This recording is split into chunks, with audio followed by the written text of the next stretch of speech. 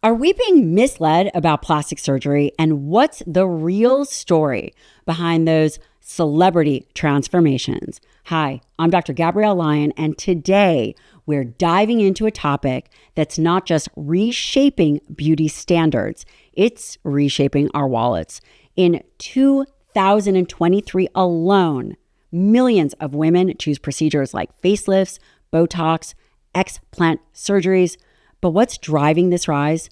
And what's the true cost, health-wise, financial, emotional, and physical, of the obsession of perfectionism?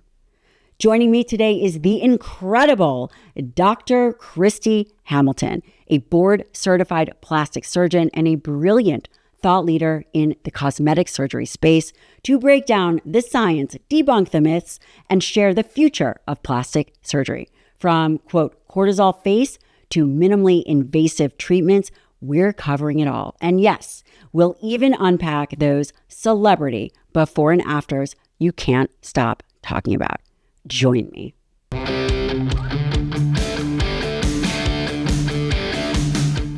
Dr. Kristy Hamilton, welcome to the show. Thank you so much. I'm so excited to be here. I wanted to bring you on for a number of reasons. Number one, you are an absolute superstar. You are a female plastic surgeon, which, by the way, it's only 19% of plastic surgeons are female. And I wanted to have a very honest conversation about what is surgical versus what perhaps men and women are spending their money on that are not. I wanted to cover some of the new trends and just really get behind and learn. Definitely talk about breast implant illness.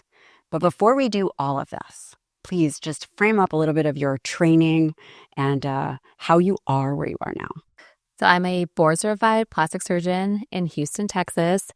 I was fortunate to be able to do my medical training in the Texas Medical Center. So training at institutions like MD Anderson, Baylor, some of the premier medical institutions in the world.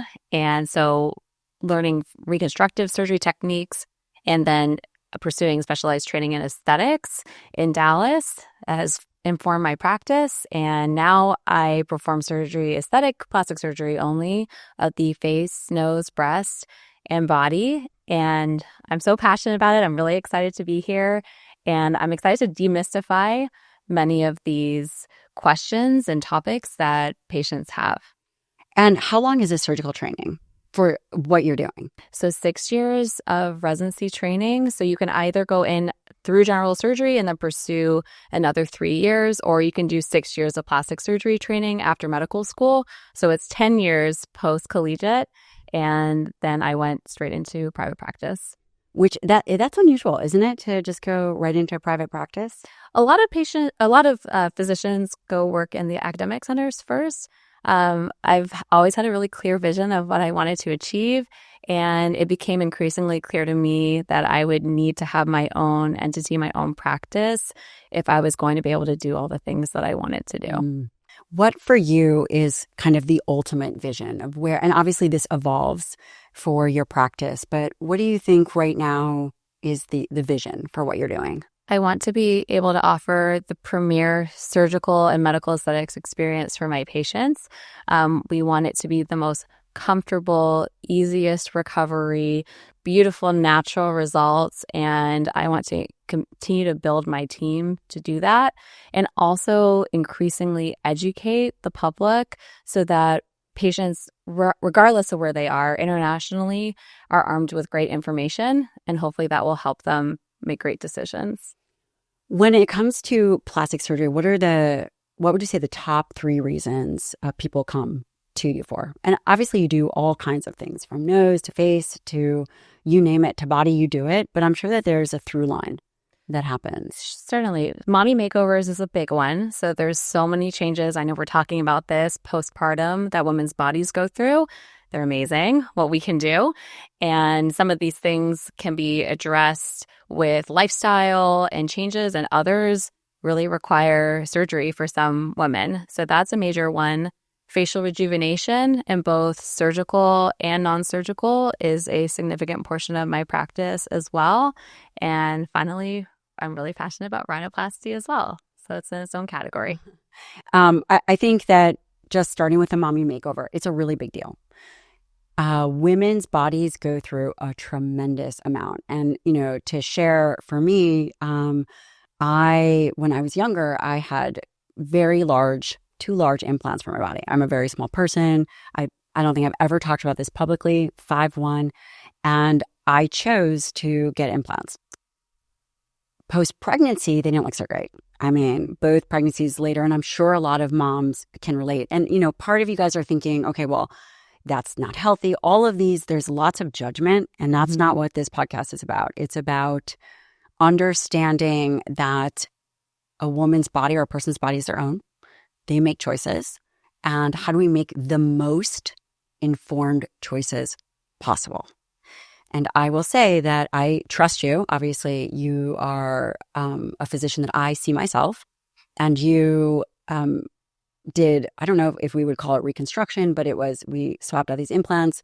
I actually wanted to take them out completely, but it just wasn't suited for my body. Again, I'm very lean, and I wish that I had done it years earlier. Yeah. With all that being said, when a woman has a baby, there are things like the breast change, that tissue changes. There is skin on the stomach, depending.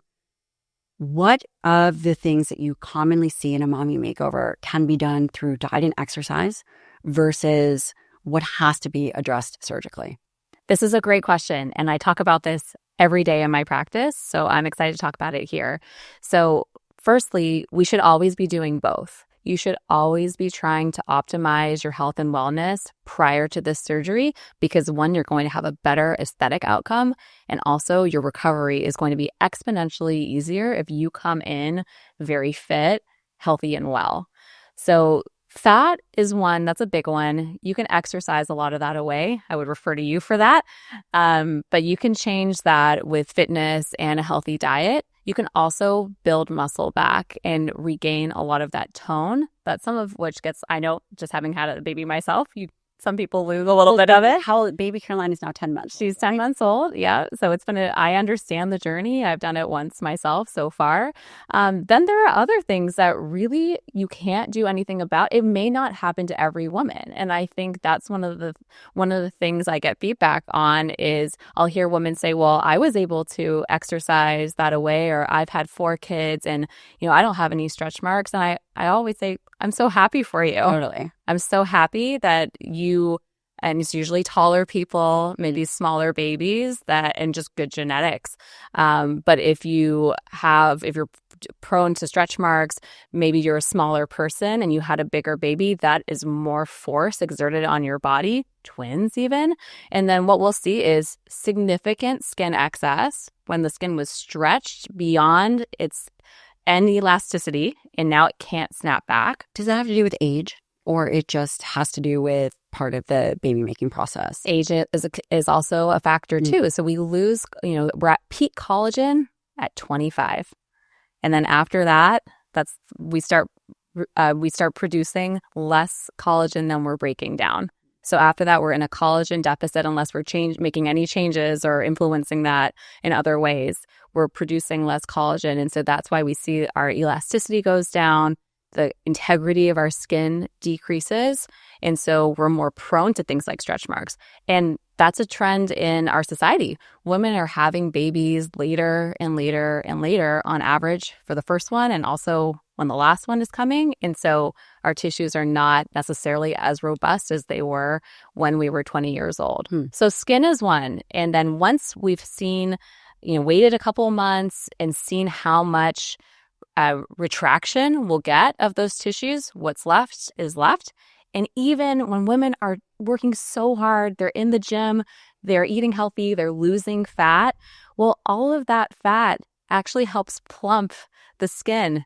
And so if you lose a lot of that in pursuit of getting back to your pre-pregnancy body, the skin can look even looser. And so that's really frustrating for women because they're working hard and they find that what they see in the mirror is not necessarily reflective of what they're doing and all those lifestyle changes that they have made for themselves. So skin is one. The other thing that I see very commonly, a body change, is separation of the ab muscles, or even if you don't have a true separation, which is called erectus diastasis, we see core stretching. So even if those muscles are together, women will say, I'm back at my same BMI, same body composition, and yet I see a rectangle in the mirror when it comes to my waist. I used to have more of a feminine figure. Why is that? And that's because their core has stretched. And that is also something that you cannot fix with exercise. You can get those muscles stronger. All those muscles pull apart from the core, where our obliques are, where they connect. When you activate them, they're pulling your abs apart. So we don't have a strong muscle that pushes them or pulls them back together. So that's number 2. And then breasts, that's just like the ultimate. That's just happening. That's just happening. They can be bigger.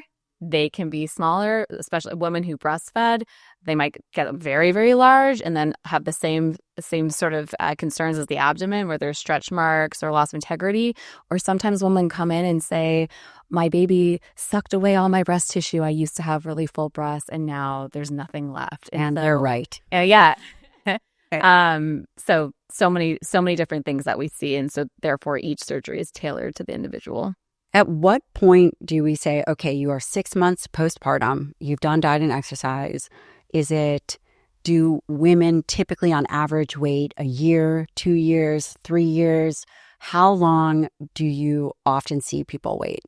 I ask patients to get to the point where their body is no longer changing. So we want a point of stability. And we also want to see that they're back as close to peak fitness as they can be. So I ask them to put in all the work in advance so that they can get as close to their goal as possible. And then my job is to come in and complete the process and do the parts that cannot be done without surgery. When a woman comes in for a mommy maker, and I'm talking about this because, again, I had 2 babies, and I think that I have a lot of patients that have had children. And, one in particular I'm thinking of, she did everything that she possibly could and also spent a ton of money on external modalities to address extra skin, extra lotions, none of which worked. And I think that there comes a point in time where it's like, okay, you are pinching, I don't know, 1.5 inches or 2 inches of skin. Is there a cutoff where, okay, this is the only way we're addressing this is surgical? So if you are pinching anything, I would say that's surgical. Anything of significance. So all these creams, even things like lasers, radio frequency, all these energy devices, they're really great at, I would say, cinching the skin and improving the integrity of the skin, which is very important for all the reasons we were talking about before. But if you need structural change, it's only surgery right now. That's the only thing that reliably and reproducibly works every time. Because, and I've asked you about these things. There's things called the J-wrapper, plasma, all kinds of, and again, I don't know if these are, obviously they're FDA approved, but I don't know how safe they are, where they affect the skin. Is there a common procedure that you see women who have had babies come in that they've had it done with the promise of something else? Yes. So we see cool sculpting is a big one. So that is with the promise of fat reduction. We see it does work. It does work, just not very well. So you've got a lot of extra fat, then liposuction or... When you say a lot, what are we talking about? Anything where you want to, when you take before and afters, you want to actually see a difference. So if you'll lose after 3 to 6 rounds of cool sculpting, and this is multiple hand pieces all the way around the abdomen, 1/2 inch. Oh my gosh, that's nothing, right? Yep. And you'll have spent $10,000 in pursuit of that. So those devices, those are great for women who have a spot that they want to address. They have a very specific area and they're almost there. But if women come in wanting transformations, they're much better off going for the surgical option if they've maxed out their capabilities otherwise. When it comes to skin tightening, Oftentimes, I'll see women who've had liposuction and they really needed a tummy tuck. And so they may have a great shape, but now the skin is really accentuated because that volume that was kind of plumping everything up is now gone and it looks saggy.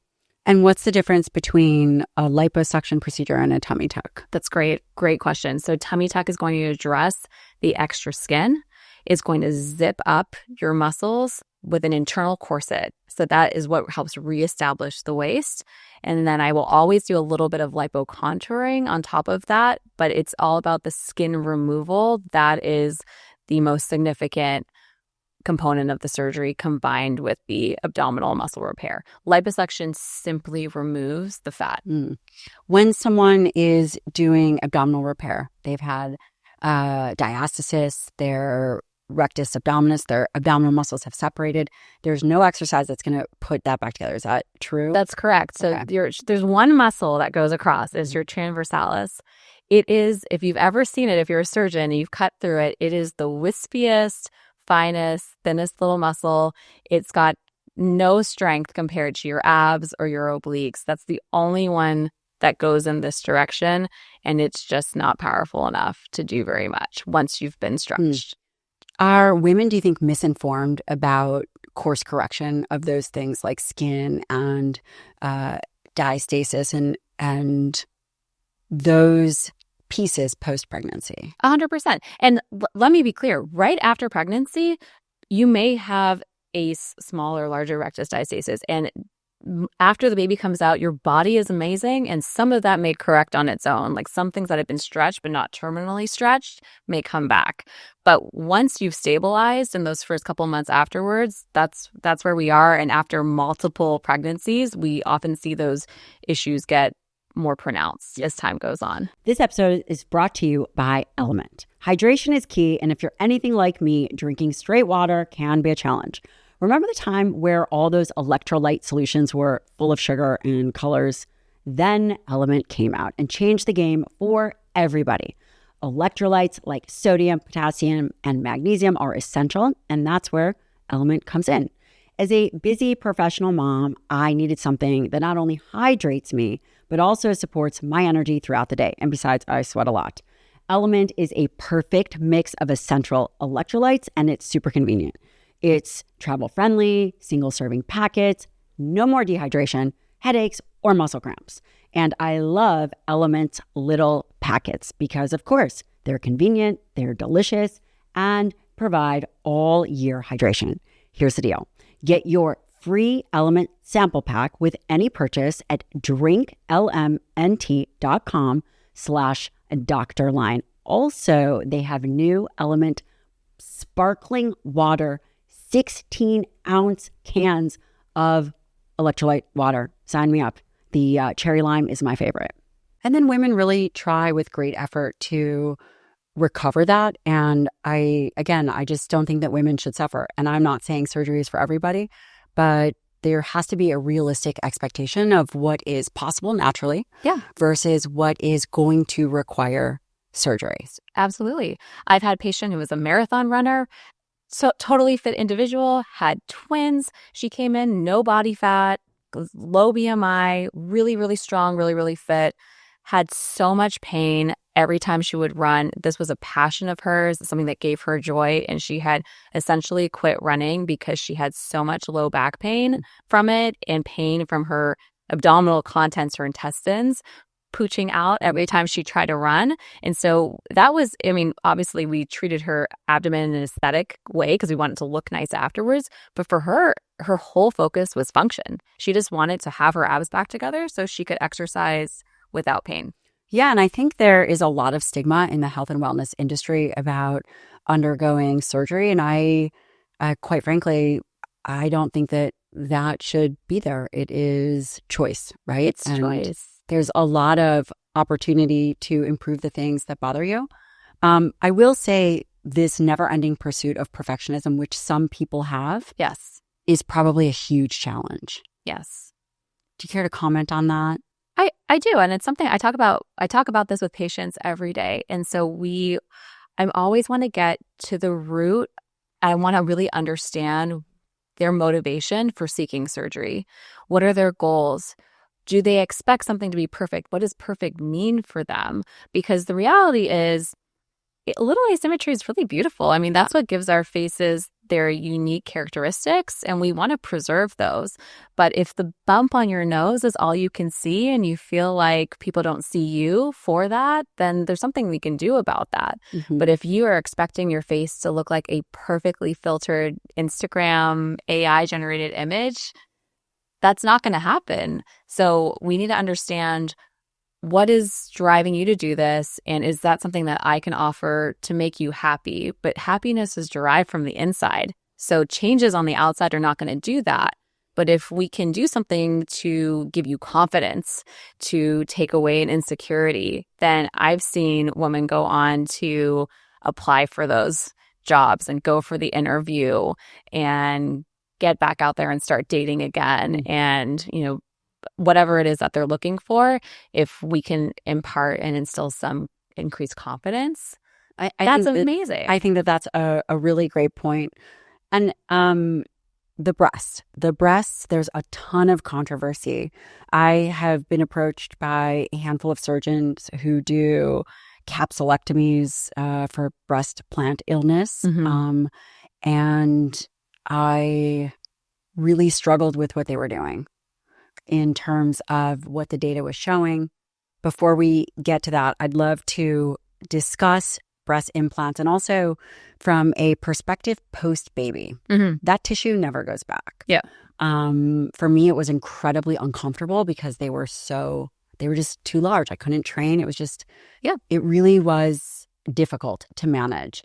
And again, I am so thrilled that I took care of it. And I think that it can be very helpful for people without judgment because, again, there's a lot of stigma. Will a woman's breast go back? Where will there be, if she's planning on having other children, how do we think about the cadence of managing breast augmentation? So when we look at breast implants and timing, I think there's two categories of patients. So one is usually women in their early 20s. They've known they've wanted fuller breasts. They don't have it. They went through puberty. They weren't going to get it naturally. And so we'll do a breast augmentation for them. These women are not imminently having kids. That's not in their plan anyhow. And so they can go ahead, enjoy them, and then have their children. And I tell women, if they are imminently planning on getting pregnant, breastfeeding, you should complete that phase of life. Something wrong with pursuing surgery in the midst of that, but every time you have a baby, you're going to have to probably redo it. You're probably going to have to redo it. Right. I don't want you to have to do surgery over and over again. So once you're in it, complete it, breastfeed your babies if that's something that you want to do. And then when you're done, then we can go in and make them larger if you want them larger, make them smaller if you want them smaller. Most people want them perkier and lifted. That may require just an implant or what's called a mastopexy or a breast lift.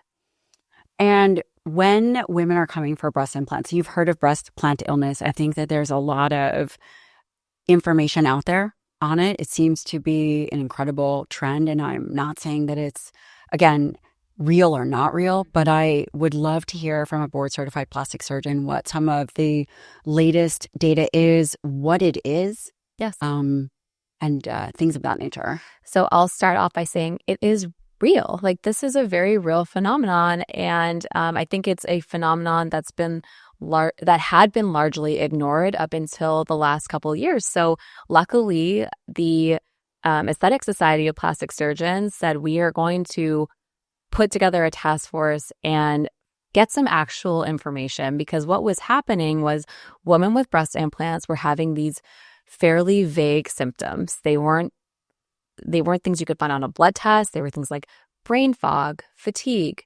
anxiety, depression, sleep disturbances. And they had breast implants and they wondered, is it because I have breast implants? And it's a very valid question. What happened was these women found each other on social media. They found each other. There was a community on Facebook. And then all of a sudden, okay, it's not just me. There are other women that are also having this question, and we had no data to go back to them with. And so when you studied the individual, there was nothing you could really put your finger on or concrete evidence, but yet there's still this group of women that are having these issues. And so we actually looked at the data, and now compared to 3 years ago, we actually can say some things with certainty, and we looked at them. So the study has come out in 4 parts, and it's very, very interesting. So when you hear about on the internet, some of these surgeons and what they're suggesting for patients, they are saying, okay, your implants are the problem. We need to do a disfiguring cancer operation to you to get rid of your implants. And I'll explain what that means. And then also maybe put you on my proprietary detox program that only I offer. It's very expensive, and that's going to fix you. These women are desperate, so they have a real problem, and they're going to go to the person that is purported to be an expert about it. So, and you may have heard about en bloc capsulectomy. So what is that? That is what we do for cancer. We take the entire area, in this case, the implant and the scar tissue around the implant, which is called a capsule, plus some of the normal breast so that there's a margin of tissue. Take it out, close up the patient. It usually scars down really, really horribly and is quite disfiguring. And then tell the patient that they're cured. Here's some pills to detox yourself. And their implants are gone. But then what they don't talk about is that there's a whole other community on Facebook now about the explant regret. And now they have increased depression and anxiety because of how they now look, which was never their goal. When did breast implant illness become a thing? When do you think that people began to talk about it? With the rise of social media. So it's not a medically accepted diagnosis. It's more of a descriptor of this constellation of symptoms. And I'd love to talk about the study. I have it pulled up. And so this is, there are a couple relevant papers. I have one here. I'll just read it. It's current evidence shows benefits of implant removal with or without capsulectomy. And it seems like there is a series of these. So yes, please. So one of the most important papers shows that if you just take out the implant, you don't have to take out any of the capsule, any of the scar tissue around the implant. By 6 months, you see a significant reduction in symptoms for these women. So that's amazing news. So that negates the whole concept of having to do a cancer operation to get relief. When did this data become public? All this data came out between 2021 and 2024. So this is all very, very recent. I think they started the study in 2018. And 2021 is when they started publishing the data? Mm-hmm. And there are still surgeons after 2021 with published data doing full capsulectomies. Yes. What does the Board of Plastic Surgeons feel about that? There's increased pressure from members of our society, and when people have been publishing about it, saying that, is this really ethical to be presenting yourself as a en bloc capsulectomy expert? All board-certified plastic surgeons can do that operation. That's not a really special or unique skill to be able to do that. And we do capsulectomies all the time for other reasons, but not the specific cancer type of operation. So there's increased pressure to get good information out there. In fact, some of us have been writing and talking about really the society's need to be more present on social media, be more present in the media at large, because we are only a few people, plastic surgeons, and a small voice in this sea of social media information, some of which is accurate and some of which is not. And we know what trends on social media. It's controversy. It's like your breast implants are killing you. Something is wrong with you. That's really, really scary. And patients will go down a rabbit hole of information that's not necessarily coming from very credible sources. Who do you think it has to do with the individuals performing the capsulectomy? For example, are there board-certified plastic surgeons performing capsulectomies for implants, or do they seem to be other types of surgeons? So if someone is listening and someone is like, I believe, right, because we're acknowledging that it is real, that I need to get this implant removed, how can they do their homework and say, it's a board certified plastic surgeon, or am I going to a cosmetic surgeon, or am I going to someone who's going to do a full capsulectomy? How can they be discerning? That's a really great question. And I wish I could say it was only cosmetic surgeons or non-plastic surgeons that are doing this, but some of them are board certified plastic surgeons. So one, there's a big difference between a plastic surgeon and a cosmetic surgeon. A cosmetic surgeon is not a real designation. It's more of a self-descriptor. A plastic surgeon, there's a real board certification process. You have to go through a plastic surgery residency. You have to get taken written exams, oral examinations, submitted your body of work, demonstrated that you're safe and capable. Being a board certified cosmetic surgeon is actually just a club. And you do have to be a doctor, but you could be a pediatrician, pay $700 and get a reference from 2 other cosmetic surgeons. So big distinction there. So number one, choose a board certified plastic surgeon. Then within that group, if anyone is saying that you need to have an en bloc capsulectomy, I would say run because of what we know now. And I think it's fine if people were saying that because we didn't have data, but now we do, and it's been years of data. So people should have evolved at this point. And I just want to emphasize the difference between an en bloc capsulectomy, which is that cancer operation, versus a capsulectomy, which is just removal of that scar. Sometimes that's appropriate if it's hard or uncomfortable for patients. Contracted, or right? Contracted. So there's reasons to do it, but we're talking about that really disfiguring cancer operation for this. So the study also in 4 parts looks at the present. So it is a really well-crafted study. Performed in conjunction with the NIH. So I love that. And blinded as much as it can be because surgeons obviously need to know their patients. But for the people analyzing the samples, they were blinded to whether the patient had breast implant illness or not. So they looked at patients that were coming back to have their implants removed because they had BII, patients that were coming back to have their implants swapped out just because it was time. And then they looked at women who had never had implants and were having a lift. So no, didn't need them, didn't want them. So those were 2 different controls for the study. And then they examined these questions that patients are asking. Is it presence of toxins and heavy metals?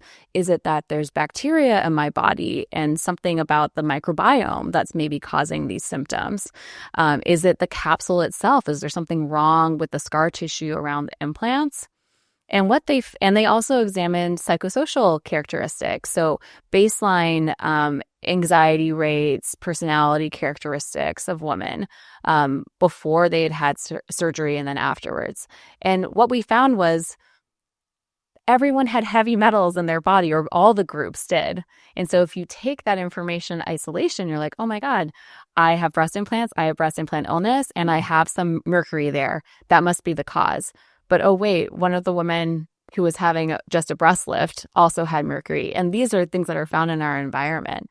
And so what we found was that these are not the underlying cause. One statistically significant finding, though, was that women who developed breast implant illness did have higher baseline anxiety and issues with sleep prior to having surgery. And so I use that information now to tell patients, look, if this is going to be a very anxiety-provoking surgery or something that you're nervous about, like you're wondering like if you'll develop it, maybe breast implants aren't the best for you. Maybe we should think about doing something else, fat transfer. There's other options. Or always keep in mind in our back pocket that we can remove your implants. And within 6 months, 94% of the women that had the implants removed had a reduction in their symptoms. This episode is brought to you by AG1, and I have to say I'm so grateful to them for filling in my own nutritional gaps. We all have intentions on eating a diet full of variety, but the reality is humans, and myself included, are creatures of habit. I don't know about you, but I continue to eat the same 5 foods over and over and over again. This means I am certainly missing nutrients, and AG1 has solved that for me. When I'm traveling, when my own nutrition isn't ideal, AG1 provides me with high quality, comprehensive, and effective foundational nutrition, and is a supplement that has been rigorously tested and formulated to support nutrient needs. It's great for gut health. It comes in one easy scoop. It tastes great. These nutrients are combined with a range of phytonutrients, which are listed on the label in specific blends. They are supported by research to contribute to a series of benefits, including nutrient density, diversity, and gut health, making this a whole food matrix. Even more amazing, AG1 has committed the last 14 years to continuously researching, innovating, and testing their product throughout an uncompromising quality with the goal of raising the standards. And AG1 is offering new subscribers a free $76 gift when you sign up. You'll get a welcome kit, a bottle of D3K2, and 5 free travel packs in your first box. Make sure you go to checkout drinkag1.com/lion to get this offer. That's drinkag1.com/lion to start with a better, healthier you. 94% without having to do, regardless of whether a small piece of capsule was removed, no capsule, total capsulectomy, which means all of it. And 68% reduction in overall symptoms. That's incredible. So it's treatable. So you don't have to be out there suffering with this. That data changes everything. For breast implant illness, do we have a mechanism of action? Is there a proposed hypothesis? So one of the thoughts is this from low-grade inflammation? Because whether it's a breast implant or a pacemaker or some other, a knee replacement, having a splinter, anything in the body, your body is going to wall that off with a capsule, no matter tissue, no matter what it is, because it says this is not self, and it wants to isolate that. And so we know that surgery causes inflammation, and having a implant in place, perhaps if it was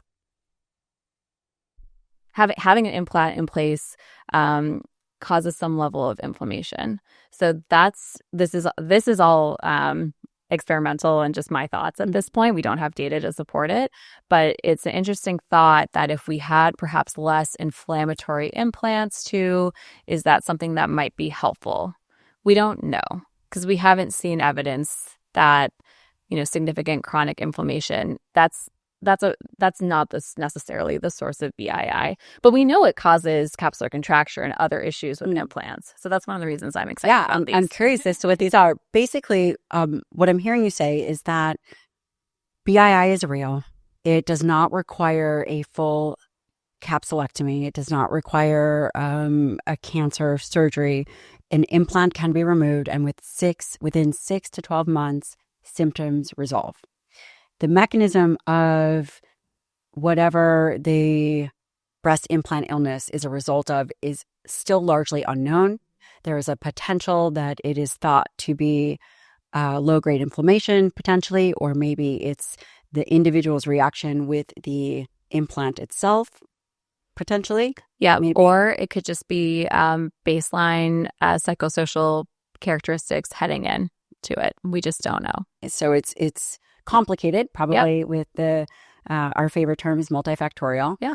It would stand to reason that those individuals, which you had mentioned before, who exercise, diet well, probably keep under inflammation under wraps, potentially do better. Is that fair to say? We don't know. So, but it's an interesting thought because we know inflammation causes a lot of problems in general. So if we had implants that were more biocompatible and inherently less inflammatory, it's an interesting thought. Will we see less BII in that subset of women? We don't know yet.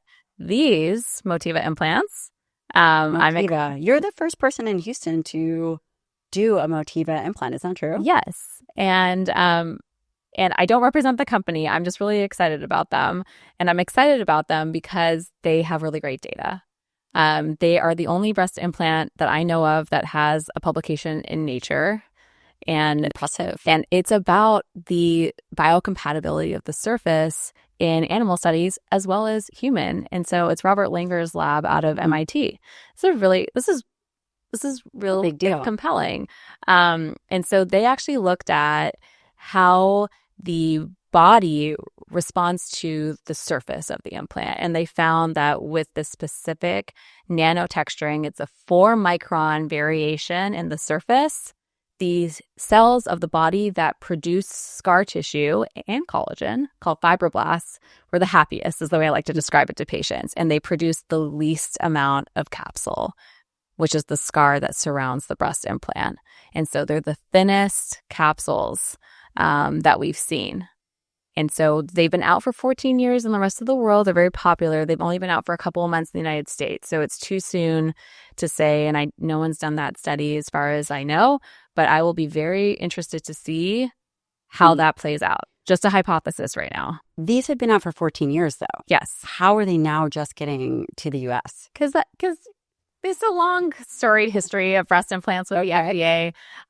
Breast implants were actually developed in Houston in the 1960s by Dr. Cronin and Dr. Giroux. So you're in the home of the breast implant right now. Very exciting. Very, very exciting. And, they're controversial breast implants always. They get a lot of attention. They're kind of sexy. It's a sexy topic to discuss. And I think everyone's got an opinion on them.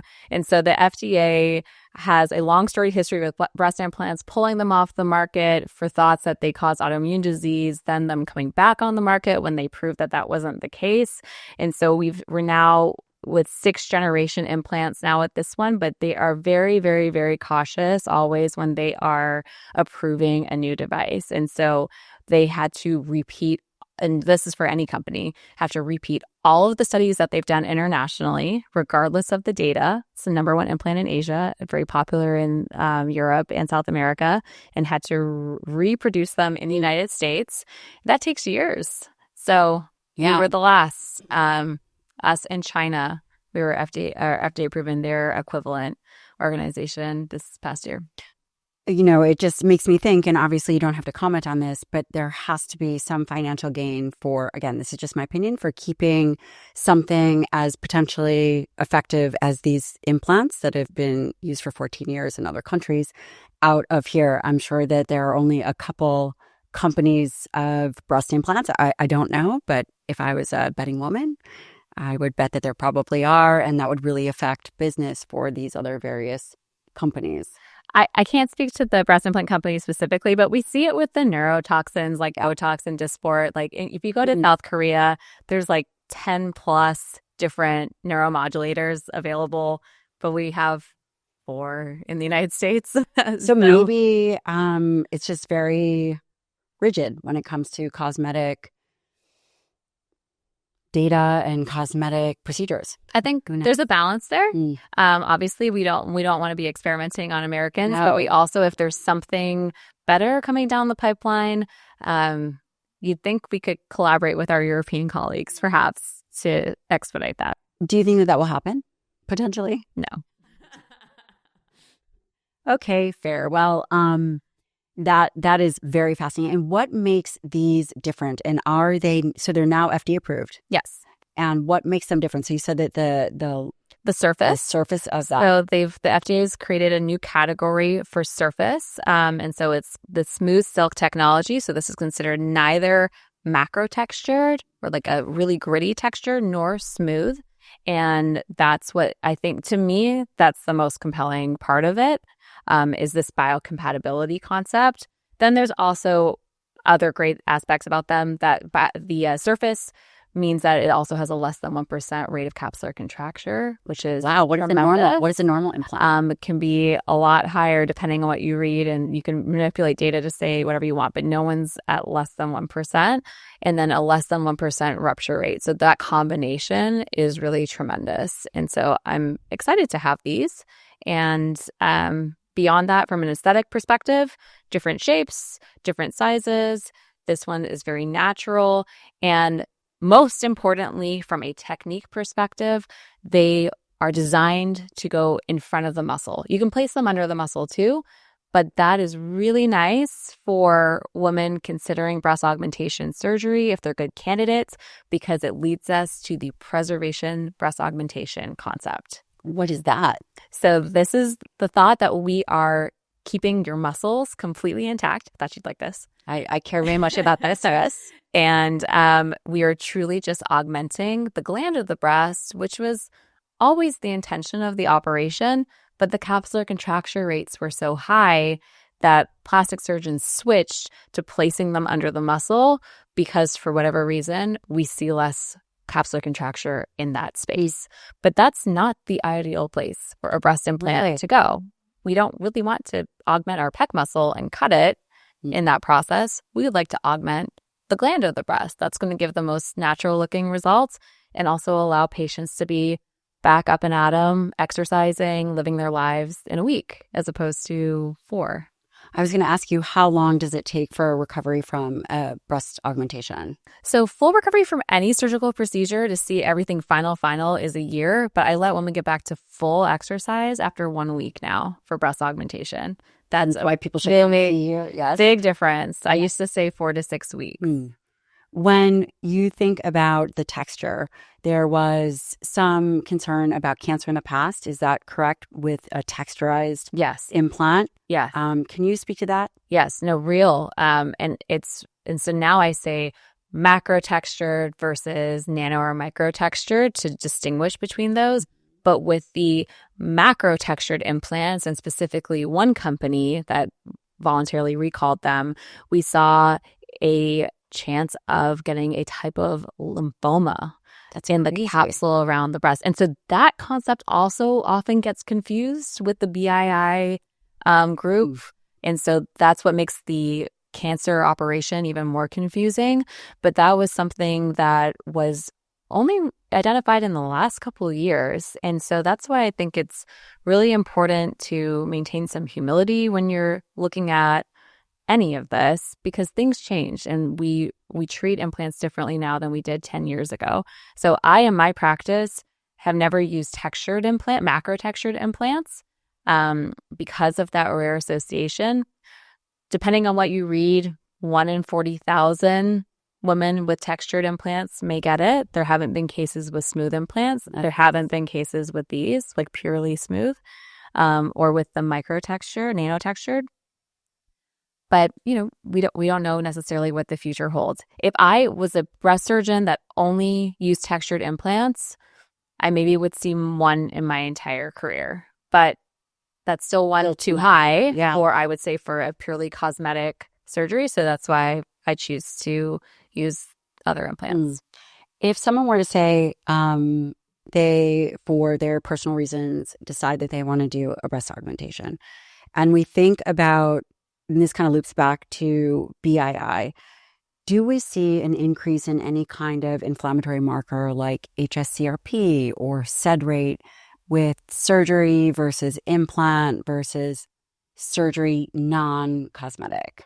So not statistically significantly. So that's been the problem with the BII group, is that we can't run a blood test and look at them and see, across the board, there's specific biomarkers that always show up for those patients. So that's why it still remains a diagnosis of exclusion.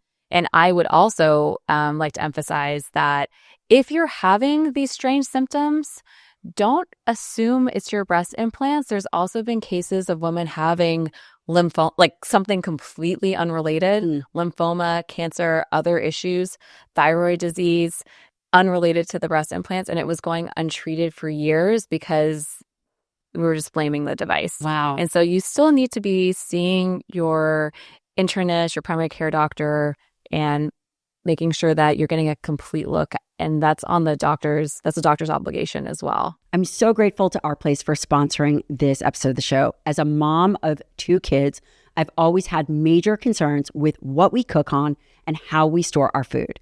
I felt a ton of relief when I started using Our Place. When I became aware of the risks associated with what we cook our food in, I immediately looked for options. And that's exactly how I found Our Place. And I'm grateful that they agreed to sponsor this podcast because you need to know about them. Most cookware and appliances are made with forever chemicals. Their products are made with PFAS and PTFE, which is Teflon. In comparison, most of today's nonstick pans contain PFAS, the forever chemical, and the EU plans to prohibit this by 2025.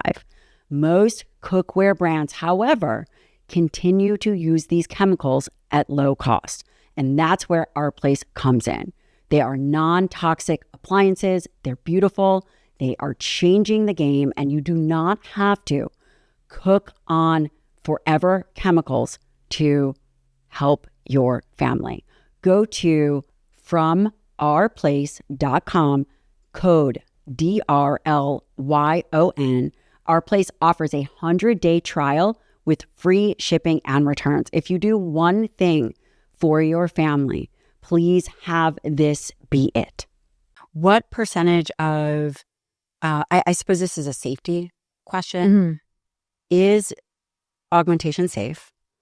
What about the safety kind of profile of if someone wanted a mommy makeover or any kind of surgical procedure? Is a surgical procedure that doesn't involve a device, it's fair to say this would be called a device or some medical device, versus purely cosmetic that is non-device related, removing skin?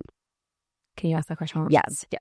Is it, from a safety perspective, is one safer than the other? So, for example, is removing skin safer than using a device? That's a great question. So all surgery, cosmetic or reconstructive, medically necessary versus otherwise, they all have risks. And anyone who tells you otherwise, again, run. But they're safe devices. That's why all breast implants are FDA approved, the ones we have in the United States, because we believe them to be safe. Aesthetic surgery has to be so safe. Otherwise, it's unacceptable to do it. But there are risks of anything. And so that's something that I always take the time to explain to patients. Pain, bleeding, infection, common things, damage to surrounding structures or tissues.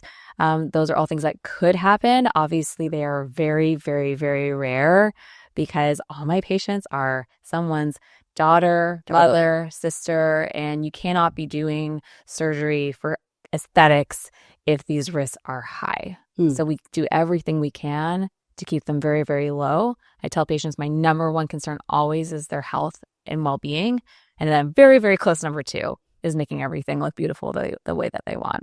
What about from an age perspective? If a woman is 50 years old, 60 or 70 and decides, you know what, I'm planning on living to 120. Yeah. I'm done with these breasts as they are. Yes. I want to go ahead and do either an implant or a face implant, whatever it is. Where are we in terms of safety spectrum and age? Yes. So you can completely have a cosmetic surgery, aesthetic plastic surgery, as long as you are healthy. And so at a certain age, I may work with a colleague, with their internal medicine doctor, family care doctor, to make sure that they are optimized and in good health for surgery. But if they get clearance, we can do it. And I'm glad you asked that question, because people have this concept that like after a certain point, we just stop hearing about our appearance, what we look like. My patients who are older, they're like young and vigorous inside. They are living their best lives now. They're traveling, they're doing all of this. And oftentimes their motivation for surgery is that they just want to be treated the way that they feel inside, because they're so healthy and they feel like they get treated like an older person, and they don't like that. So absolutely, like at all stages of life, I think women and men want to look their best, feel their best, whatever that means for them. And so, yes, I mean, look at the way that J-Lo, Shakira, all these women look turning 50, and then what 50 looked like 40 years ago. Very different. Very, very different. And basically, if someone is 60 or 70, it's all about what the individual wants. And while surgery has its risks, overall, would you say it's generally pretty safe? Yes, it's generally pretty safe. And general anesthesia, safer than driving a car, even in Houston. So don't drive in Houston, friends, if you can help it, because A, you will be there forever, and B, whether people drive on the road seems to be optional. Yes. And it's really good to hear because we have audience members of all ages. And it is a question that we get a lot. What is related to weight loss? Can I fix this by myself? One thing that I hear a lot about is people right now have been talking about under their chin. What do you call that? The submental. And yes, people will say, well, I've lost a bunch of weight and now I have extra skin. Will a laser work? Will this go back to normal? Is that a very frequent area that you hear? Very frequent. So people, it's the jowls, the submental area. This drives specifically women crazy. And the reason for that is a square jaw is masculinizing. Men maybe enjoy a little jowl as time goes on. What? Women, yes. Imagine if you have a really like heart-shaped face. He's a younger man. Yeah. So maybe more boyish. Okay. And then men they look more, it's like the silver fox concept, the George Clooney, more square in the jaw. Women don't want to look square in the jaw. And that's what happens as our tissues descend. They don't like it. They feel like it's more masculinizing. The natural aging process is a more masculinizing experience. How would you say when people come to you, is it more focused on breast? I mean, it's everything. It's breast, it's face. If someone is coming for face, what are some of the common trends right now? Because I've heard of threading, I've heard of fillers, I've heard of there's a salmon biostimulator. Yes. I have heard just about everything. And I would love from your perspective, because some of those things that you do and some of those things you probably don't do. Yeah. So where's the hype? Some of these things, it's like, what is safe? Yeah. What is not safe? So there is no substitute for a well-performed facelift when it comes to structurally relifting the face back to where it was.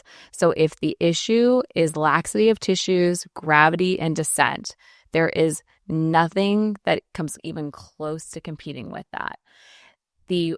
Retinol is not going to work. Laser is not going to work. And these things are great. Yeah. And they all have their place, but we cannot ask them to do things that they aren't able to do.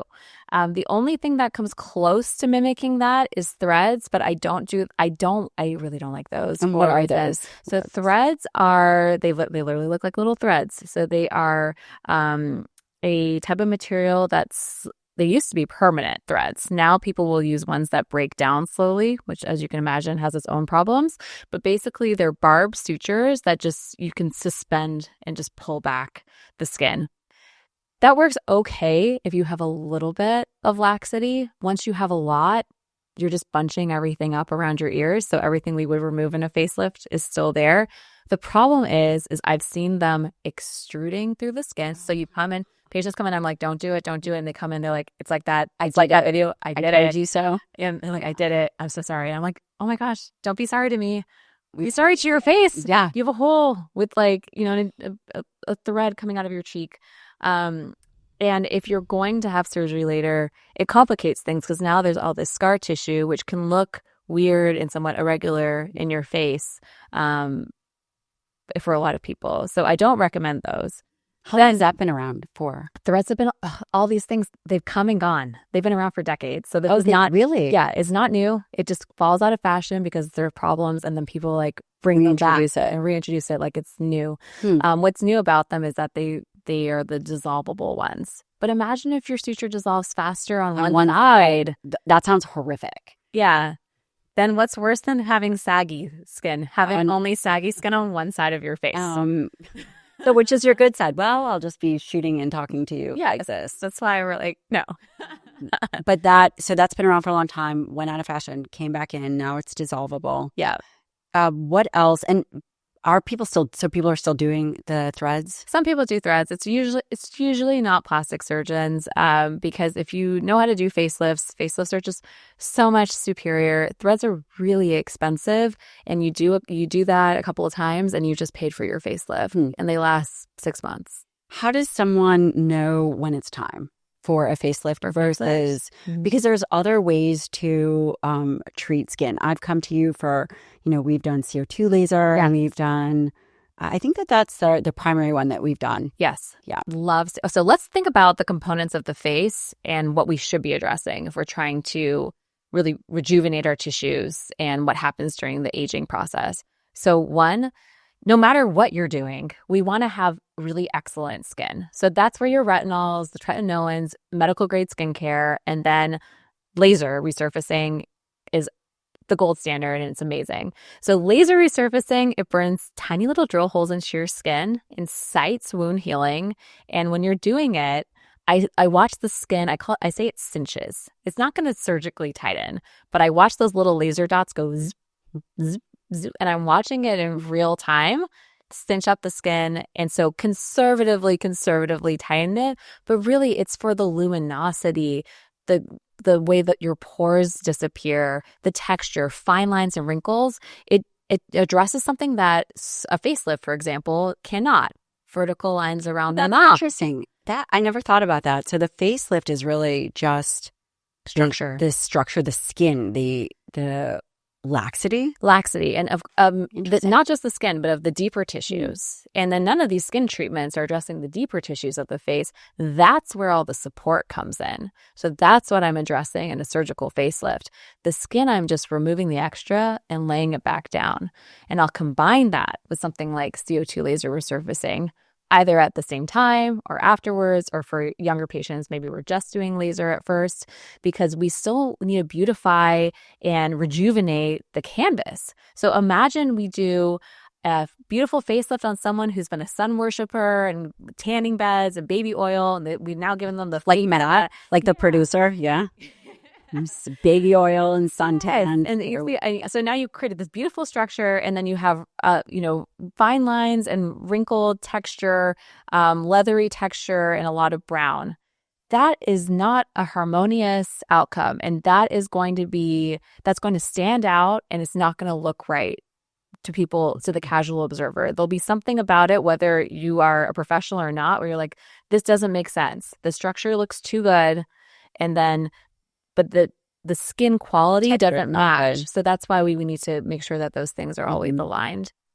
When do we know it's time? Is there, because it's interesting. I think that there's this concept that a facelift is only for a more mature individual, 60 and 70. But I remember when I first heard about facelifts in 40-year-olds, I was thinking, oh my gosh, I can't believe that they're doing that. That's so young. Yeah. But in fact, when you think about how much money is spent on fillers or all this other stuff, there comes a point where that's not going to fix it. Is that fair? And that it is surgical. It doesn't necessarily matter the age. So you really have to look at the individual. And there's reasons why you might have a facelift in your 20s. Really? Imagine you lose a ton of weight. Imagine you just lost 200 pounds. Your face was inflated. And then just like we were talking about with pregnancy, there's a certain amount of elasticity to the skin. But if it's been overexpanded to a certain point, then you have a beautiful 25-year-old who feels like they look like they're 50, even though they're going to have great collagen. Right. But the structure is not harmonious with the rest of their life and their age, and they feel like they're not getting treated the way that they should because they're actually 25, but they look a lot older. So that's really when we see very, very young facelifts. But more commonly, what we've seen is that plastic surgery has just gotten so good, and that we're not seeing these obvious sequelae of an operation. So now people are like, well, why do I have to wait until I've got really prominent jowls and my face looks really old? Why not enjoy that sooner? Now that surgery has become so safe and the results have become so good. So there's this concept of undetectable plastic surgery, and that's where we're entering. It's really interesting. Is that this idea of natural aesthetics? Mm-hmm. With breast implant illness, that's kind of one group. Is there something equivalent to that of the face? The face, I think the push I see, and I love this push because I love fat in natural materials. But we see a lot more patients now opting for fat transfer or similar products and biostimulators in the face as opposed to filler. So fillers, when I say that term, I mean the hyaluronic acid fillers, still great products. I've got some in my face. I love it. So what's the difference? So there's a filler. Yes. And then there's biostimulators. Yes. Is there another category? And then I would say natural fillers, which would be fat. Okay, natural fillers. And just to round out before you go into that, because I'm so curious, there's the breast implant illness from an external device. There's also like chin implants, right? And there's all kinds of other things, but do we see the same kind of removal? No, and that's another reason why this concept is really interesting and why I think the psychological component is really important, because we don't hear about chin implant associated issues. You don't hear about it with pec implants. Now, it may just be because there's so many more breast implants that is talked about. But no, that's not something that really exists in our literature, and it's not something that's talked about. Yeah, it's just fascinating, because again, my job is to bring information it's just not biased and to help people make really good decisions for themselves and their health. And so I was curious, I just really wanted to ask you that question. Yes. So and thank you. I think it's relevant. I mean, think about, like, there are all sorts of silicone coated devices that we put in our bodies, but none of them get the attention that breast implants do. Fascinating, really fascinating. So back to the classification of what would they be called? The biostimulators, the natural fillers, and then the fillers. So in some ways, it's injectables. Oh, perfect. Right. There it is. Yeah. Injectables. And they serve different purposes. So, the original one we're all thinking about when we say filler is the hyaluronic acid fillers. So this is a molecule that's in all of our bodies. So it helps keep our skin hydrated. It draws in water. And we slowly break it down over time and replenish our own. So it's created in a lab, but this is a naturally occurring molecule in our all over our body, in our faces. And you use it topically as well? Yep, you can. It's in skincare. So hyaluronic acid is everywhere. It's the great humidifier, I would say, and it draws in water. So I like fillers for conservative volume restoration and for sculpting and shaping the face. So for someone who wants to have more cheekbone definition, a sharper jawline, fuller lips, fuller cheeks, and that could be structure that they once had and would like to come back, or they maybe never had more sculpted cheekbones and they would like those. So we can use those products. I think the issue with them is that they have been widely overused. It's something that I love, but I'm very conservative with in my practice. And when you see overuse, since these are hydrophilic materials that draw in water, that is what leads to that puffy, bloated filler face that we see that's not beautiful and not natural looking. But I would argue that that is more the result of misuse of what's a good tool as opposed to the tool itself. Do those type of fillers, is there more than hyaluronic acid within that injectable category? So there's different ways that the hyaluronic is processed and structured. Almost all of them are mixed in with some lidocaine for comfort during the procedure, but there's different types of cross-linking is what it's called of the fillers, and that's what gives them their unique characteristics, like how much projection they'll give, how soft they are. And we use different ones for different parts of the face. For the lips, obviously we want something softer, smoother. If we were augmenting cheekbones, we want something that's a little bit more robust. Does it dissolve? Does it go away? So not as quickly as we used to think. So we've done studies where you look at patients 5 years after filler, not having done anything, and it's supposed to be gone if you look at what the companies tell us, and it's quite clearly still there. And I see it when I'm doing facelifts too. And patients will say, I haven't done anything for years. So it does not break down as quickly as you may think. It varies a little bit person to person. And that's fine, and maybe even desirable if you like your filler.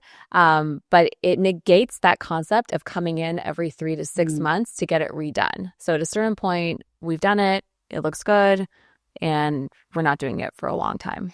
So the hyaluronic acid, is that more old school? That conservative restoration would be considered more old school in that way? I think it's just that it's an older product. There's always new fillers coming out. I don't think it's old school. I just think you have to use it in the appropriate place.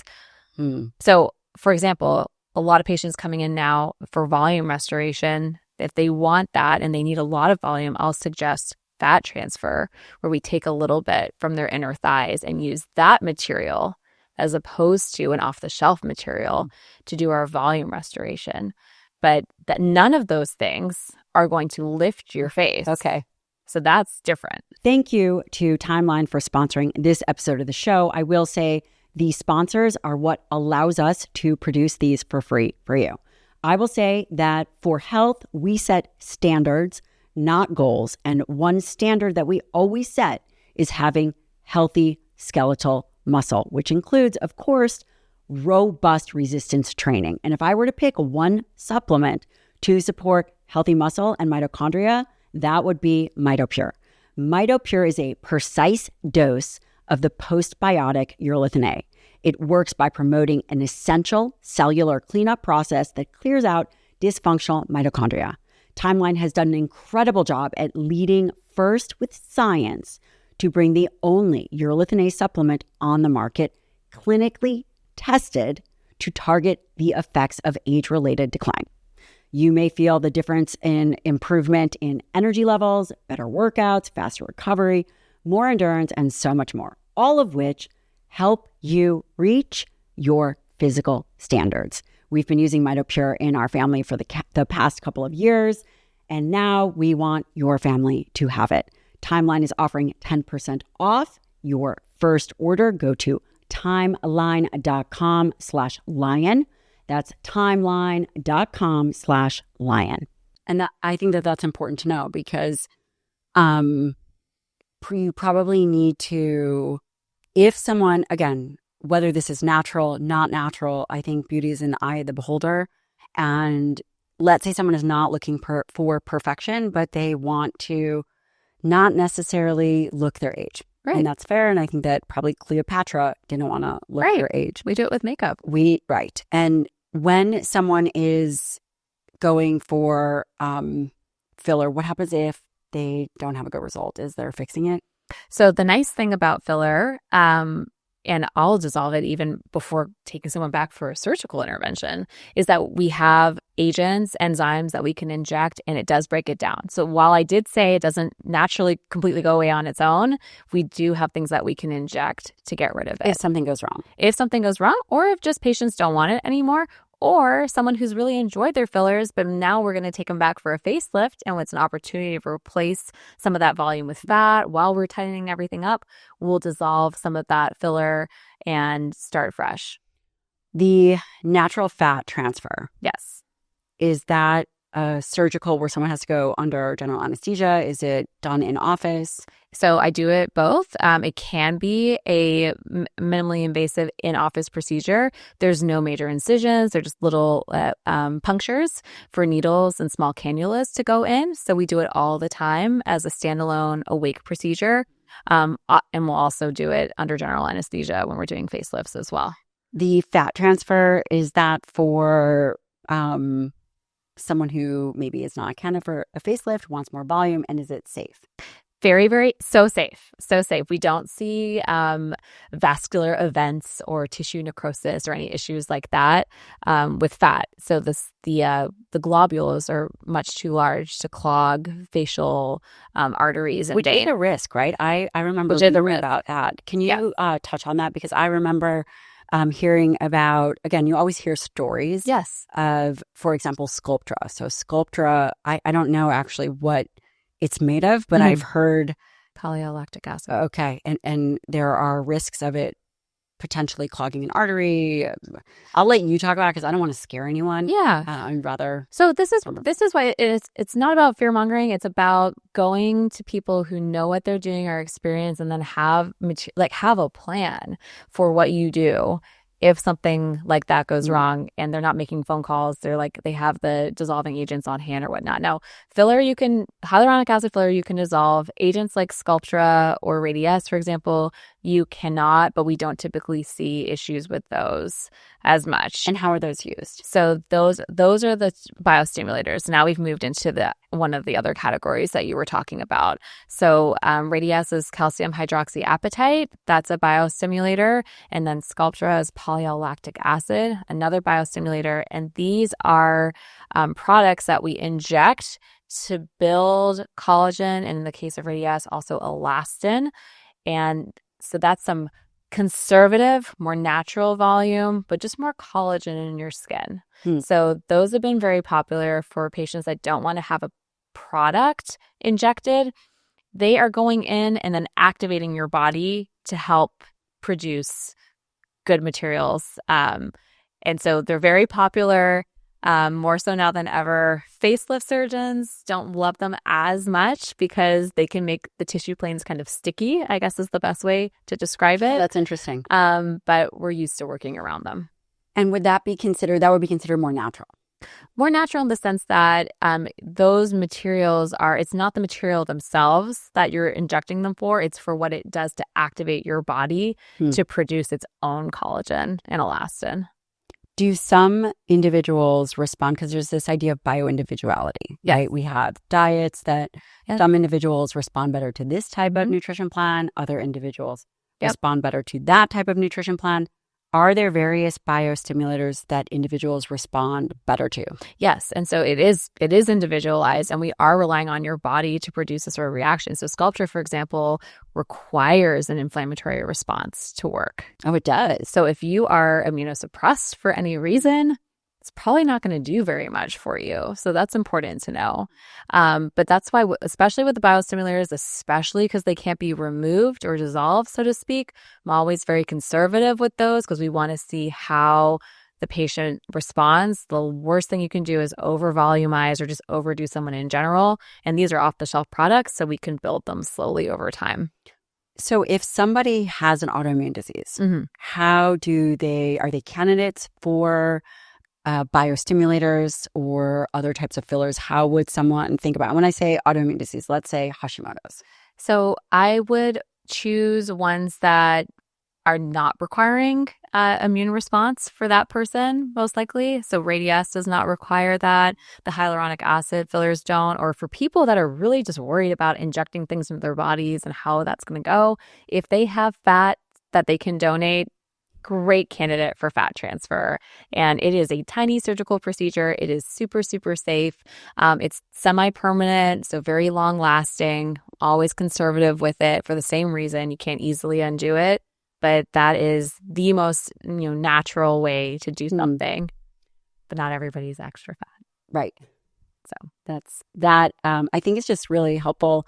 And are there things that people can do to preserve their tissue? So their collagen, again, like you said, that there's just this natural aging process.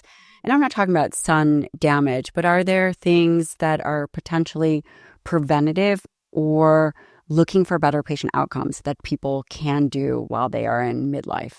And there might not be. So, you can always modify your lifestyle. So we'll start with that before we start doing devices. But yes, avoid sugar. We know is terrible for your skin. Avoiding the sun, starting to wear sunscreen. Your diet is really, really important. So that aside, then we start moving into medical grade skin. Let's talk about the stuff that we know has great evidence. You're the one who put me on Retin-A. Yeah, I think, great evidence. I need a refill, by the way. I will do it right after this. Okay, good. I need one. So tretinoin is commonly known as Retin-A. That is a topical medication. It's vitamin A derivative. We know it so well. It's so much data behind it that it turns over our skin faster. It makes it healthier. It builds. If you use it for a year, you'll have more collagen in your skin than you did before you started it. And you use it all over your body? You can use it all over your body. I need a couple of tubes. Yeah. Okay. Yes, you can. What about getting into the bloodstream? It does get into the bloodstream. So if you are pregnant or considering becoming pregnant, you shouldn't be on it. So, but other than that, Not all ever. Everyone. Yeah. I'm kidding, you guys. Yeah. Do not. Maybe. I don't know. No. Can they use? Are there different strengths of retinol? So retinol is the one that we see more over-the-counter products, and then tretinoin is much stronger. We don't want the retinol if you can avoid it. Well, no. I mean, so retinol is good. Tretinoin is also, because it's so much stronger, sometimes it's too much for patients. So I'll put them on a medical grade retinol first, perhaps, and then we'll bump up to the prescription strength. But the goal is always to get patients to prescription. So we know that if you use this product, it will thicken all of the good layers of your skin, and the only layer it thins is that most superficial one called the stratum corneum, and that's the scaly, the scaly one that makes your skin look dull and dry. So it makes that thin and thickens everything else. It's amazing. Can you put it under your eyes? I will often have patients do retinol for there because the skin is good. Haven't said under eye problems. I've been putting all of this stuff under my eye. Okay, so there's a trick. There's a little trick. Normally I want patients to put the retin-A on first, and then apply their other products, moisturizers, whatnot. But for the eye area, you can mix it with a little bit of moisturizer just to make it less potent. Okay, that's an option. Okay, so I have been using a company called OneSkin, which is amazing. I'll give you some. Okay, I've been putting that on, and then so I put on the most potent stuff. I don't know if I'm doing this right. I'm going to tell you. Oh my gosh, I've been using Koji pads. Okay, I don't exactly Kojic know acid. Yes, I don't know exactly, but okay, I'm turning over your skin, brightening, glass skin look, which apparently I don't know is a real thing. This is a real thing. So I've been using those pads, and then I will use, depending, sometimes a vitamin C serum. Okay. And then using some plant-derived, I don't know, oil. I'm like loading it on oil. And then I've been putting on OneSkin. So OneSkin has a face and under eye. Okay. And so this and is what is OneSkin? It is just, it has some kind of peptide in it. It's amazing. Okay. So peptide. And this is for the day. Okay. And then I will put on sunscreen. But maybe I should put on sunscreen first. No, sunscreen last. Okay, great. Yes. Final step. I'm like killing it now. Yes. But then at night, I am putting on, so I wash my face and then I put on the retinol. Tretinoin. Great. Good. Also put that under my eyes. Okay. I mean, just if it's not irritating your skin, it probably is, but I'm going with it. Just go for it. You look great, so I think you're doing okay. Okay. And then I'll put OneSkin on all over. Okay. And then maybe I'll put a mask on and then go to sleep. This overall sounds very good. A lot of work. My husband's like, I've been in there for 5 minutes. I'm like, honey, I have 15 steps to do. This is why the beauty industry is targeted towards women, because we will do the 10 to 14 steps. Like I do it. Skin. I do it too. Okay. And the men, bar soap. Great skin. It is it makes me I'm so offended. I'm like, that is a triple wash hair, conditioner, body wash, and you're using it for your face. Get all in one. But to the men watching, they're coming for you. They are coming out with all the products. And I think we're going to talk about that too. Especially the Gen Zers. They're coming for you guys. Yeah, the mewing. The mewing. Okay. What should people be doing for skin in terms of layering? Is that... Yeah, so you're starting with your active, and so you're washing your face always. If you don't wash your face, it's not going to get in. You want to get rid of that oily layer that we're using. Because I don't always wash my... I wash my face. That's not true. But in the morning, I don't wash my face. You should wash your face.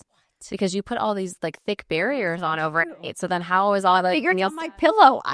Some of it. And you've produced some like sebum overnight. So you got to start clean. We want to get all those products in. That's one of the reasons in the office we're injecting things and needling things in, because your skin is an incredible barrier. And so you don't want to give it any more help to be a barrier. Now I thought it was just laying there on my pillow. Okay, now I have forever changed. I'll be washing my face. Forever changed. Okay. Forever strong, forever changed. Marginally weak, forever no wrinkles. Okay. Yes. So you wash your face, and then the most potent, where should vitamin C go in the morning? I like to do it in the morning, and the reason for that is it's helping to undo free radical damage that we sustain throughout the day. So pollution, sun damage, we wear sunscreen, but still we're getting those harmful rays hitting our skin. So I like to do that so it can start working in real time.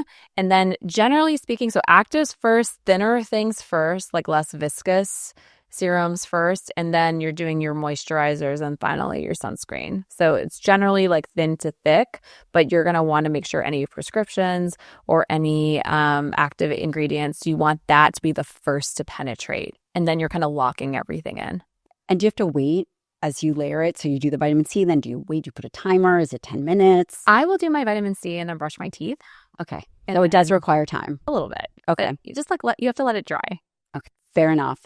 Tell me about what's happening for men, because they use the bar soap. I don't even know if match hour. What's happening? So the mewing concept is interesting. So men are increasing. So men only represent 10% of the cosmetic plastic surgery, medical aesthetics marketplace, but it is a rapidly growing segment because, women are already all in. We like to do these things. We like beauty. We like cosmetics. We're into it. Men, the beauty industry they want you. They want you. They're coming for you. My husband is definitely last on the list. I for sure know it. I'm like, did you brush your teeth? So I think men pursue these medical aesthetic treatments and then surgeries with just different goals than women. Tweaked. I mean, some of them are the same. They want to appear vigorous and healthy. And a lot of these male patients are, peak career, and they don't want people to look at them and think that they're old. They're in the C-suite. They are like top of their game, and they want to make sure that their outward appearance matches what their brain is doing and what they're accomplishing. What are they coming in for? So the little things like Botox, they'll come in for Botox or Dysport. Younger men are increasingly coming in for that too. Botox. Oh my gosh, Botox? Botox. It sounds better. What? Yes. I really like Dysport for men as well. Okay, I love that. The Botox. And then they will also come in for eyelid surgery. Men hate under eye bags just as much as women do. And they don't also like the heavy eyelid skin. That's the main thing, the main facial surgery that we do. Is that easy recovery? Yeah, much easier than, I would say, body surgery. Eyelids, you're looking really good in 2 weeks and, ready for the boardroom, I guess, at 4.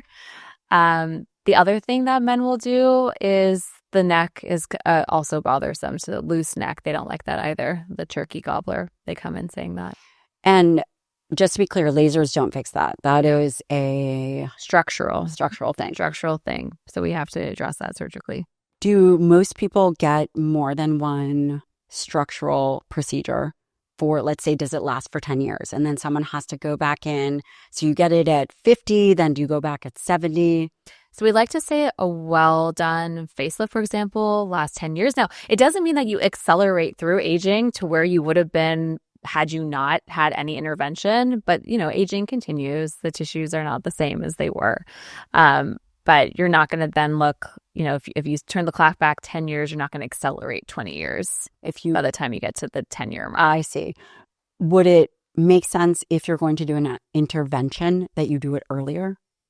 I think that's a deeply personal question, and it depends on you and what's going to bring you joy.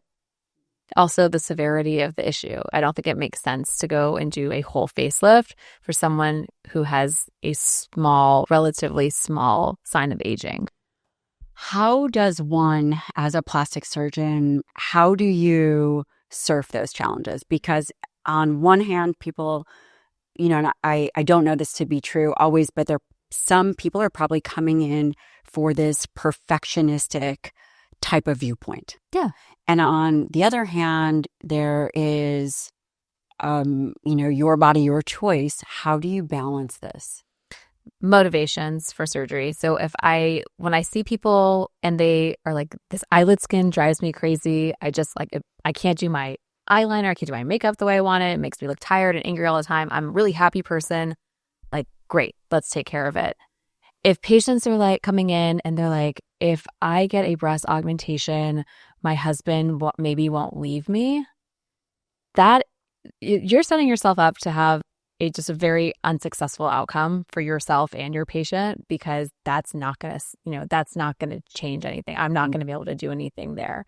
But we see people who, if they're on TV, they're on radio, and they're coming in wanting to do, maybe radio less so, but TV, or people who've got a very face forward profession, making sure that they stay looking great, whatever that means to them, fresh-faced, that can literally prolong their career. So a lot of those patients come in wanting to do smaller changes earlier so that you can't tell that they did anything, and we're doing it earlier. So we're really just kind of preserving their face through time. And that makes a lot of sense. That's how they, provide for themselves and their family.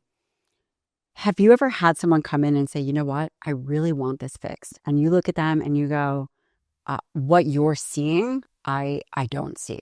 Yeah, that happens. Okay. Yeah. Can you tell me a moment where you had that happen, and how would one even handle that? What is that like?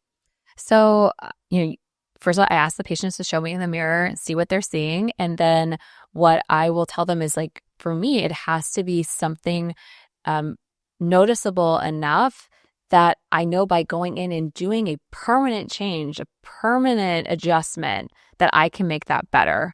If this asymmetry or concern is so small that I can barely see it, it doesn't mean it's not real. It just means that I'm not sure that I have a surgical option to present to them where I can make this better than where it currently is. And so that's what it comes down to. Like, I have to be able to offer the patient surgery.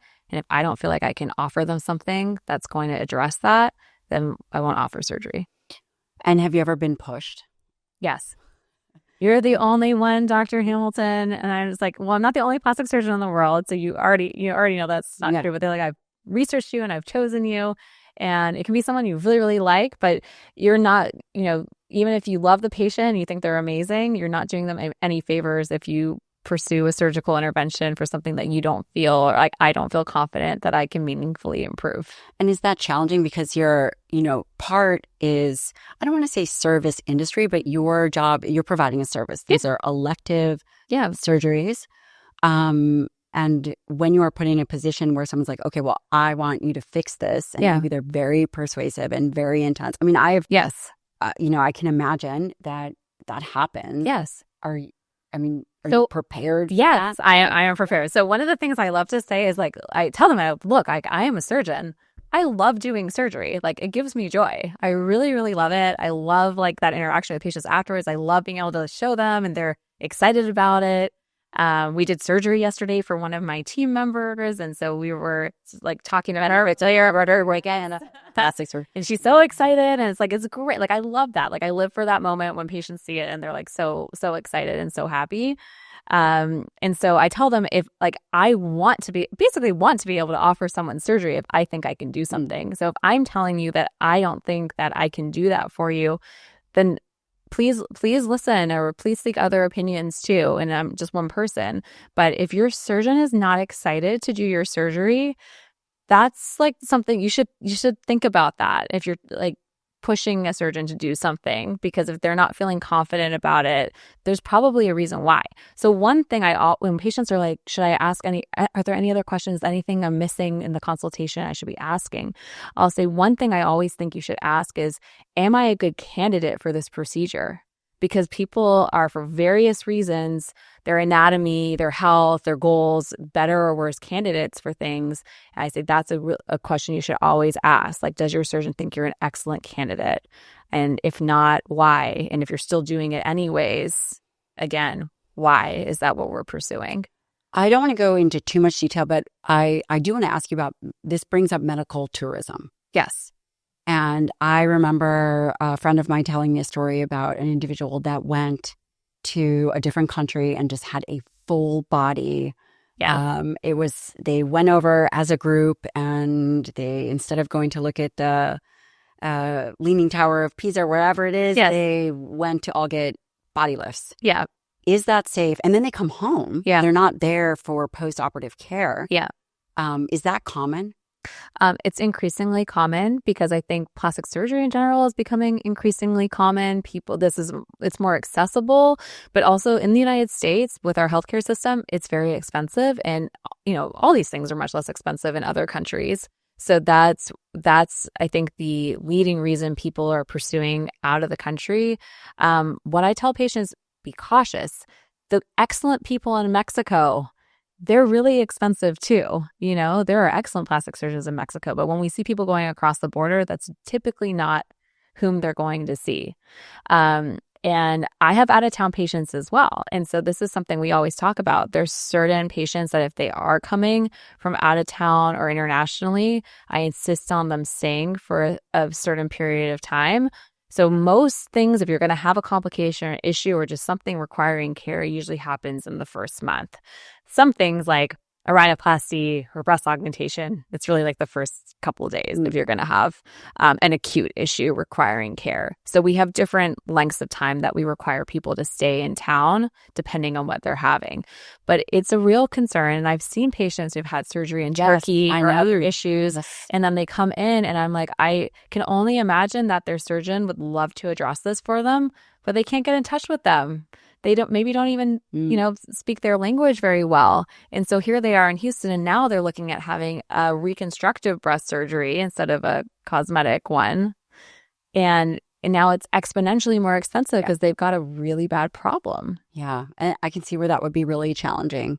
Speaking of before and afters, yes, I would love to pull up some images, and I would just, I'm so curious just to kind of talk through so we can get a sense of what is natural and what is not. Okay, Dr. Kristy Hamilton, this is almost like show and tell.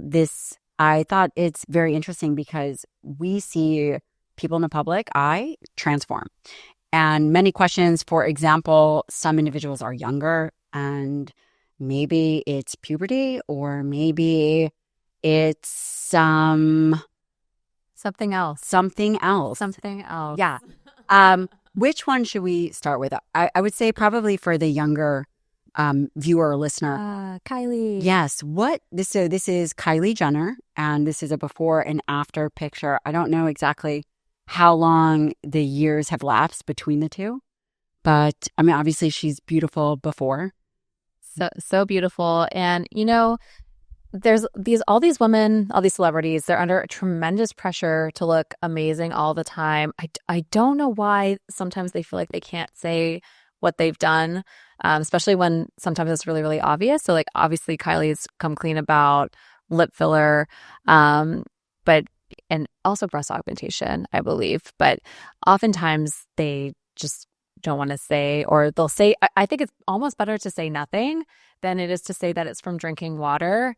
And using olive oil. And using olive oil and then going through puberty. And I was like, boy, if puberty could do this, like sign me up again. Sign me up again. We'll do all the hormones and all of the angst. But so what we see for her is you see in her before photo, she's beautiful, right? Younger version. I think she's a teenager, preteen there. And you see a broader nose. You see really beautiful jawline. And I think specifically much smaller lips. And then in her after photo, to me, it looks like she's had a surgical rhinoplasty, which is a nose job, because there's really no way to make your nose significantly smaller. Particularly at the tip. And then she's had her lips done as well. For the upper third of the face, I don't think she's had surgical intervention there. She looks like she's done non-surgical Botox brow lifting because you can see how much more arched her brow is than it is before. And not in this image specifically, but we've seen unedited images of her cheeks and whatnot. And we see like a little bit of puffiness in that area. And sometimes that's suggestive of some cheek filler. So there's like a ligament where your eye socket is, the transition from your eyelid to your cheek. And when we see that being tensioned and some fullness above and below, that can be a sign of cheek fillers. Maybe perhaps not in her case necessarily, but a little bit too much of that. But at this time, nothing too significant. I would have never even noticed her nose. Yeah. But so they did a great job. And she did a great job, and she's beautiful, and she should do all these things that make her happy. Tip rhinoplasties are really common, especially in Hollywood. Interesting. Okay, so this is one that I think is interesting. So this is Donatella Versace, and she has been in the public eye for, I don't know, decades and decades. From before and after, and really from 2010 to 2024, it seems like there is significant change potentially, but you're the expert. What do you think? When you look between the 2010 and the 2024, does it look significant to you? It looks like there is maybe her jaw looks different to me. Maybe her jaw, maybe her cheeks. But that's maybe her nose. She's been under scrutiny for potentially having a facelift, especially following Lindsay Lohan's dramatic transformation. So they've been pulling that photo of the two of them together before and supposedly afterwards. One thing I see for sure is just her makeup is so much softer in the after photo. Her nose looks a lot smaller, but that could be from contouring. You can see where the brown lines along the either side of the middle of her nose. And then when we look at her neck, one thing that I'm looking at too is just the what are called platysmal bands, or these are the little lines that pop out when you strain in your neck. And she has those in 2024 as well as 2010. If she had had a facelift and neck lift, those would likely be gone. So I'm actually going to say for her, I think less likely to have had surgical intervention. I think she just has a much softer, more natural looking makeup artist. And that's great. You know, I think it would be very amazing when women are in the public eye and don't necessarily have to go. I mean, listen, I don't care. Whatever someone wants to do is totally up to them. And it's for no one to say. But Lindsay Lohan, I actually honestly am not into celebrity stuff. I just am not. But then but then I've heard, I don't even know, the team brought it up and they just said, oh, this is just like this incredible transformation. So what happened with her? Maybe her makeup is just better. Yeah. So, well, definitely. So great makeup and great editing, I think, for all of this. And that's its own separate thing, because you can do like incredible work. But like, look how refreshed she looks there. And we're skipping the in-between where obviously she had some life challenges. Her skin is absolutely glowing. She looks like she's done laser resurfacing. Her brows look higher. Her, especially after being puffier with some of the struggles that she had. Look at that jawline. The jawline is impeccable. She looks brighter. What does that mean? Does that mean there's something? It's sharp. It's sleek. She doesn't even have a hint of a jowl. And you can see even in her, she's still really young on her before photo, but you can see some more of those lines and shadows. She's perfection. I think this is what I would call like the undetectable early facelift to look like that. No nasolabial folds, and then her nose looks a little different too. Yeah, it does. A little smaller, tip up. So she probably also had a surgical rhinoplasty, possibly an eye lift as well. She looks fantastic. How long do you think that all of those things are done together? They can be all done together, and oftentimes celebrities will, because they've got one window to go do it all, and they don't want to be seen in recovery. It's a little unfair, the scrutiny that they're under. Yeah, absolutely. And how long, if she had all of those things, if she had the lower lift, the nose, the eye, how long would that take to recover? So to recover, so nose is separate because you have to wear like a little cast. But if we're looking at the face, you'd be shocked how good people look even the next day if they don't have much bruising, if they're lucky. 2 weeks later, I think they'd be socially appropriate a lot of the time. 4 weeks, definitely be looking really, really good, especially if they put the hair in front of their ears so that you don't see any evidence of scars. Do you think that the stigma, I mean, obviously this is what you do for a profession as a plastic surgeon. Do you think that this stigma has changed? It has. I mean, we obviously celebrities and famous people have partaken in plastic surgery for a long time. Really now, it's a lot more just normal people that are wanting to look and feel their best. My patients that are having facelifts will say, when I look in the mirror, I don't recognize myself. Like, I see this person and I'm like, who is that? It's not me. So they're pursuing surgery to look as good on the outside as they feel they are on the inside and match their like figure. One of my patients, we just did her facelift. She's like she's going to like dude ranches, riding horses, teaching yoga everywhere. She's amazing. And now she feels like everything's harmonious and in balance again. And then now we're looking at Demi Moore, so beautiful. And you see her on her new show. She like looks absolutely incredible in 3D, in active imagery. She's in 60s now? I don't know, but I feel like she must be, because she's been a successful actress for such a long time. So Demi Moore, I and my colleagues think that she had a facelift earlier. And so what we see here is the sequelae and this line from the corner of her mouth to her ears. So it's not a very kind term, but it is a technical term, and we call it Joker lines. And so that can be a sign of a facelift. And so what that comes from is when the lower face is pulled too tight and then the cheeks almost hang over. And then she got a revision facelift. And you have to fix that, right? You have to fix that. So that's like, you're not going to age out of that. It's not going to get better with time. And so then she went and then and now she looks like Demi Moore again. I think this picture, people are like, was it really heavy contouring? Was it just buccal fat removal? I think she probably had her buccal fat removed too at that point. But she looks amazing and she looks like herself again. So I would call that a revision facelift. One more. Let's see. Do you want to pick your next favorite? Do we want to do body? Yes. But I don't know if we have a body. We've got Taylor and we've got Kendall as breast. That's it. You pick. Or whatever you want. Let's do Taylor. Okay. This one? Yeah.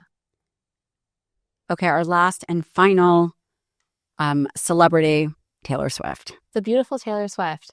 I lived in Nashville when she was living in Nashville. And so we would run into I would run into her at restaurants. She doesn't know who I am. Amazing. But she was very lovely. I was in college and she was just a musician. So what we see for her is two things I believe that she's had done.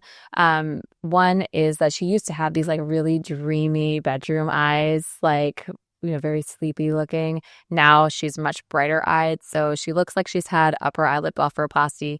That's a surgery that a lot of people do in their 30s just to look brighter and more awake. And then also we see that her cleavage has changed. And she had very small breasts before, and now they're a little bit fuller. We don't see that she's really gained significant weight, and so that's most likely a small volume breast augmentation or the ballerina breasts. And so we see this is very common in my practice. We see women that just don't have much breast tissue. They want to feel a little bit more womanly, just fill out their bathing suit tops. They don't want something enormous, and a really tiny implant can achieve that and look very balanced and beautiful. Could someone do that with fat? So first of all, you have to have fat to move and you have to have enough tissue to receive the graft. But if you had fat that you were willing to donate aesthetically from some other part of your body, then a smaller breast is a more realistic way to that you could build with fat as opposed to an implant. I see. Well, Dr. Kristy Hamilton, I think you are a fantastic human, an amazing surgeon, and really an innovator. And I know that we're going to be seeing so much more of you. And you also are accepting patients. Yes. And your practice is called Dr. Kristy Hamilton Plastic Surgery. And we will link everything. I think that you are truly phenomenal. Thank you so much for coming on the show. Thank you so much. It was a pleasure and an honor.